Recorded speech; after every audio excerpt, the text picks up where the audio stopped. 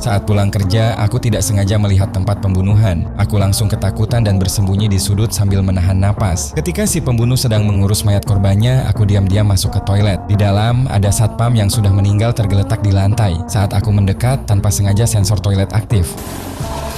Aku panik, cepat-cepat menutup pintu lalu bersembunyi di atas tubuh satpam itu. Tidak lama kemudian, si pembunuh masuk dan mulai memeriksa satu persatu bilik toilet. Saat dia masuk ke salah satu bilik, aku diam-diam pindah ke bilik lain lewat celah bawah. Aku sempat merasa aman, tapi tiba-tiba lampu sensor gerak menyala. Aku hampir ketahuan. Untungnya, si pembunuh berdiri di saat yang sama sehingga toilet berbunyi flash. Suara itu menutupi keberadaanku dan akhirnya menyelamatkanku. Setelah pembunuh itu pergi, aku keluar pelan-pelan sambil merangkak. Aku masuk ke sebuah kantor dan bertemu rekan kerja yang masih lembur. Aku langsung menceritakan semua yang terjadi kepadanya. Kami buru-buru menuju lift untuk kabur, tetapi lift sudah mati. Kami lalu mencoba lewat tangga darurat, tapi pintunya terkunci dari luar. Karena tidak ada jalan keluar, kami kembali ke kantor. Aku menyuruh rekan kerjaku memakai komputer untuk menghubungi polisi, sementara aku pergi mengambil ponselku. Saat berjalan, aku tiba-tiba melihat si pembunuh tidak jauh dari sana. Di saat yang sama, rekan kerjaku bilang kalau komputer tidak ada koneksi internet. Tiba-tiba pintu terbuka dan si pembunuh masuk. Dia melihat cahaya dari layar komputer lalu berjalan mendekat. Kami langsung bersembunyi di bawah meja sambil ketakutan. Untungnya, dia hanya mematikan komputer lalu pergi dengan cepat. Setelah keadaan aman, kami mencoba mencari cara lain untuk keluar.